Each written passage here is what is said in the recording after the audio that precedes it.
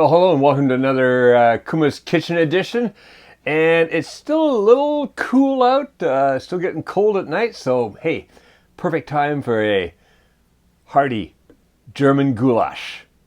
Okay, what's the difference between a German goulash and a Hungarian goulash? Well, basically they share about the same border, don't they? So, pretty well the same thing, but since I'm a German-speaking, well, kind of German-speaking, Swiss German, I'm going to go with the German goulash.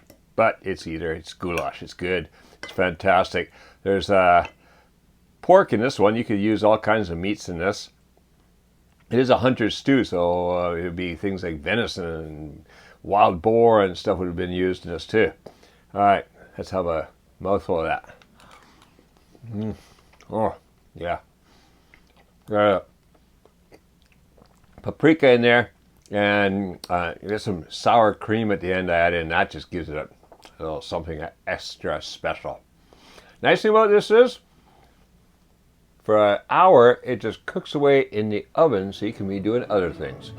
There's a little bit of cooking at the beginning, but that's it. It's all done in one pot. So let's go in the kitchen and make some right now.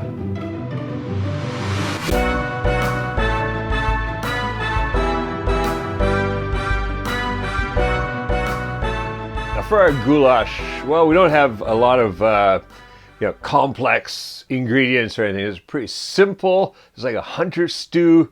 So what we've got across the front here, I've got 3 bay leaves. Let's just add some flavor there. Then I've got 2 tablespoons of ground paprika, and that's really going to give some kick to it, some really delicious taste, a little smoky. Here, a half a teaspoon of pepper and a half a teaspoon of salt. Over here, a 1/4 cup of flour and a 1/4 cup of olive oil. Then, this here, 3/4 of a cup of sour cream. That's going to go in at the very end. That just adds a lot of flavor and body to it. And here, 1 can of crushed or chopped tomatoes.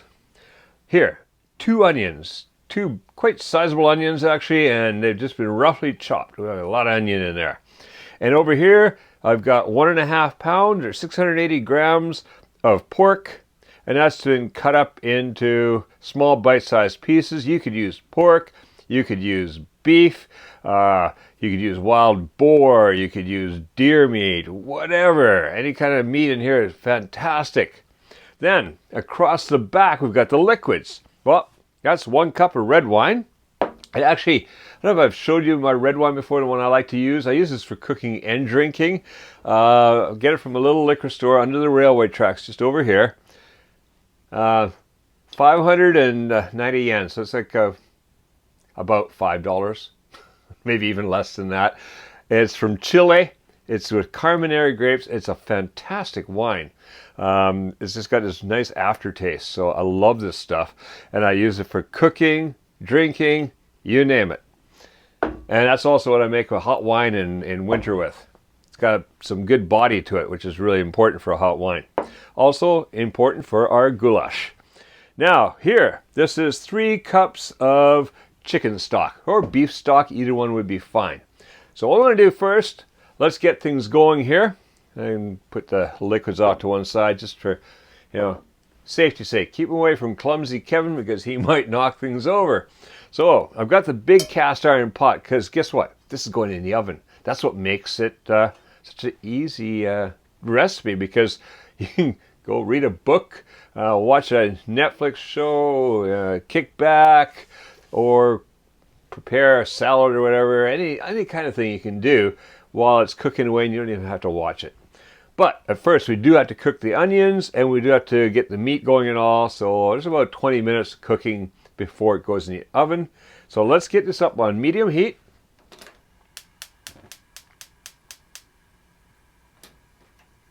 And then, gonna get that olive oil in there, get that heating up. All right. Delicious olive oil. It's got a little peppery taste to it, just nice. All right. As soon as that's heated up, that's smelling good, looking good, so in goes the onions. Now, gonna cook those onions, just stirring them occasionally for about 8 to 10 minutes. I just want to soften them up a little bit. Now, while that's going on, we can start getting some other things ready. So I'm going to grab a bigger bowl here. I'm going to put the flour in here. And the salt and pepper. And the paprika. And then what I'm going to do, just get that all mixed around with each other until it looks like we pretty well got the paprika throughout the powder throughout the flour. I guess it's kind of like a pink color happening there now. In goes the pork. What I want to do now is I just want to dredge the pork. So just kind of mix it around until all the pork is covered with some flour.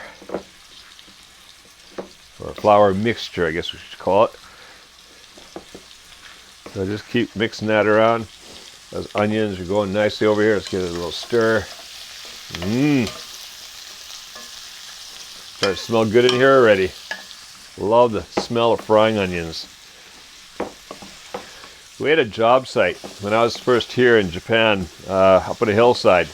We were building a house, and right next door to us, the lady there, I don't know if she did it on purpose just to make our lives more miserable, because she would start cooking at about 4:30 in the afternoon, and her vent went right onto our job site, so all we could smell was frying onions always, and it was like, oh, I'm so hungry. I think she was torturing us. All right, that's all mixed.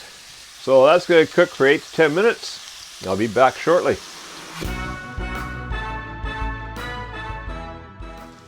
All right, well, that's been about 8 minutes. Good enough because the onions are softened, so that's all I need. What I want to do now is get that meat in there. So in goes the meat, and any flour that's left in here, get that all in there. Now, just going to cook that. Again, stirring it occasionally, getting all that meat in contact with the hot metal. But another 8 to 10 minutes. That's good. We'll be back, and then we're going to add in some more ingredients and get it in the oven. Now, see you back here in about 8 to 10 minutes.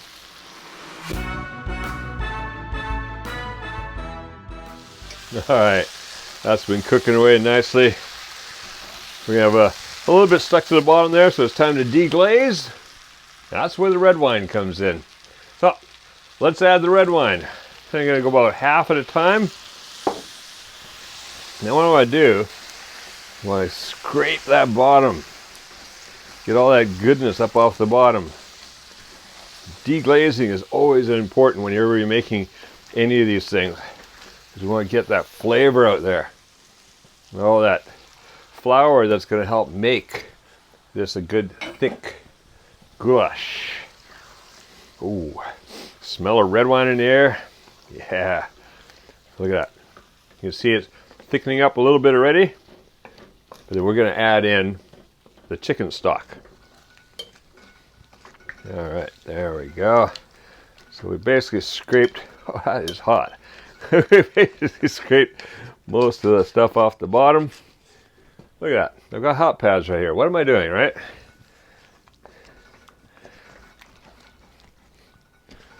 I'm no smarter than John Dobb and his hot gyoza.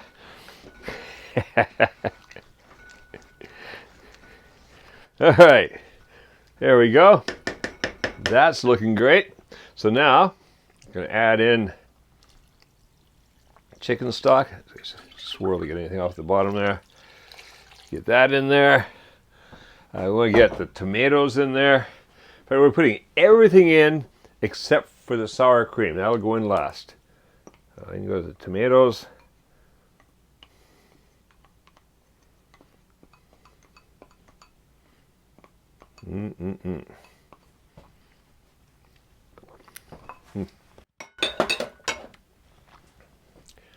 Tomatoes and those 3 bay leaves.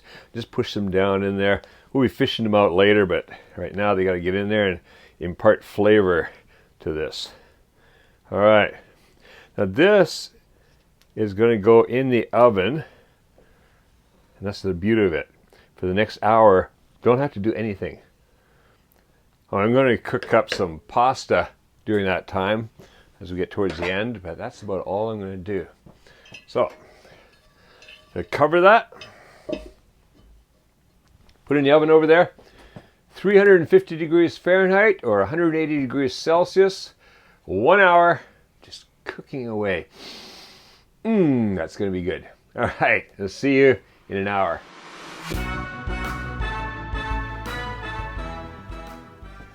All right, that's been in there for an hour. Whew. Yeah, it's just stewed away nicely in there. Look at that. Just looks absolutely fantastic. So what I do now is I want to pick out the bay leaves. There's one. And where'd the other ones go? Sunk down inside here somewhere. Oh, there's one. And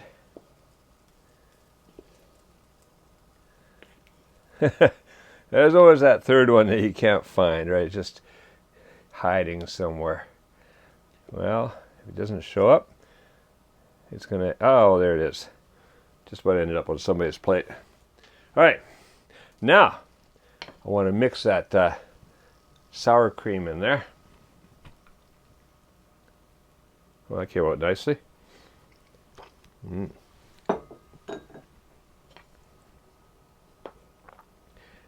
now, so I kind of just like break it up. I got to be gentle here because we're liquided right up to the top.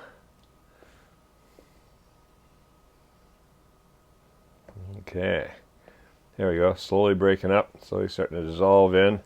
What you want to do is just keep doing this until you've got all the sour cream dissolved into the goulash.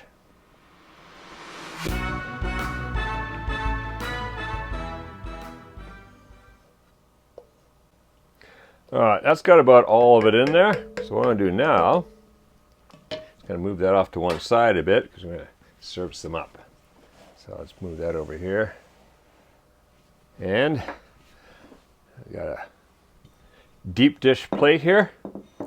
What I want to do is I've cooked some penne noodles. Now, usually for this, I would use something like fusilli. I didn't have any fusilli today, so I had some penne here. But fusilli is actually better for this because it really, with all those ridges, it just soaks up nicely. Another thing, rice. Fantastic on rice. And if you can get some Spätzle, which is what we eat in Switzerland a lot. Spätzle are like little tiny dumplings. I don't know if they're Swiss or Austrian, I can't remember. Come from one of the places, I don't know, we've always eaten them. So this is fantastic on something like that too. So now just grab some. Look at that.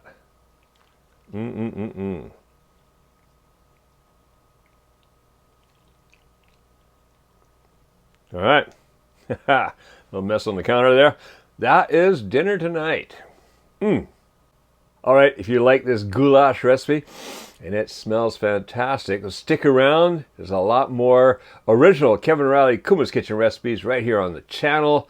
And make sure that you subscribe to the channel and click that notification bell because that makes sure that you don't miss out on upcoming recipes. And there's one coming up every week. Always something new. All right, now go make this and make cooking fun again with Kuma's Kitchen.